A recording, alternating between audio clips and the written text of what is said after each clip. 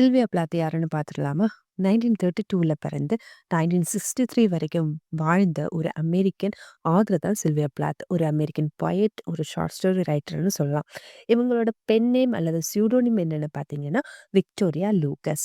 இவங்க வந்து லேட் 1950ஸ் அல்லது ஏர்லி 1960ஸ்ல உள்ள ஒரு அமெரிக்கன் லிட்டரரி மூவ்மெண்ட்டான கன்ஃபெஷனல் பொயட்ரியில ஒரு மெம்பர்ன்னு சொல்லலாம்.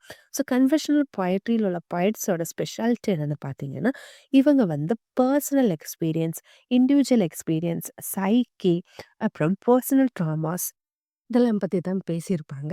சில்வியா பிளாத்தும் அவங்களோட பொயட்ரில இதெல்லாம் பத்தி பேசியிருப்பாங்க.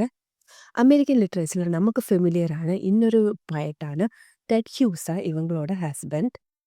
சில்வியா பிளாத் வந்து 8 இயர்ஸ் ஓல்டா இருக்கும்போதே பொயட்ரீஸ் எல்லாம் எழுத ஆரம்பிச்சிருப்பாங்க. இவங்களோட ஃபர்ஸ்ட் பொயட்ரி கலெக்ஷனான the colossus and the other poems வந்து 1960ல தான் பப்ளிஷ் ஆயிருக்கு. இவங்களோட மோஸ்ட் ஆஃப் த ஒர்க்கும் போஸ்ட்மஸா தான் பப்ளிஷ் ஆயிருக்கும். இவங்க கிட்டத்தட்ட ஒரு 50 ஷார்ட் ஸ்டோரீஸ் கிட்ட எழுதியிருப்பாங்க. 1982ல அதாவது போஸ்ட்மஸா இவங்களுக்கு புலிட்சர் பிரைஸ் ஃபார் பொயட்ரி கிடைச்சிருக்கும். எதுக்குன்னா, இவங்களோட த கலெக்டட் பொயம்ஸ் அப்படிங்கிற ஒர்க்குக்காக தான். இது போக 1963ல ஒரு நாவலான த பெல்ஜார் அப்படின்னு ஒரு நாவல் எழுதியிருப்பாங்க. இது வந்து ஒரு செமி ஆட்டோபயோகிராபிக்கல் ஒர்க். இது மட்டும் இல்லாம ஏரியல், டேடி, லேடி லாஸ்ரஸ் அப்படின்னு நெறைய பொயட்ரீஸும் இவங்க எழுதியிருக்காங்க. சில்வியா பிளாத்தோட லைஃபோட சேட் பார்ட் என்னன்னு பார்த்தீங்கன்னா, இவங்கள வந்து மோஸ்ட் டிப்ரெஸ்ட் பொயட் அப்படின்னு சொல்லுவாங்க. இவங்களுக்கு வந்து டிப்ரஷன் இருந்திருக்கு.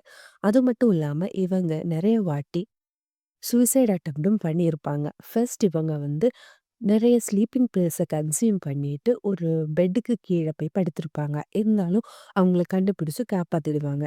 செகண்ட் டைம்ல என்ன பண்ணுவாங்கன்னா, கார கொண்டு போய் ஒரு பிரிட்ஜ்ல கிராஷ் பண்ணிடுவாங்க.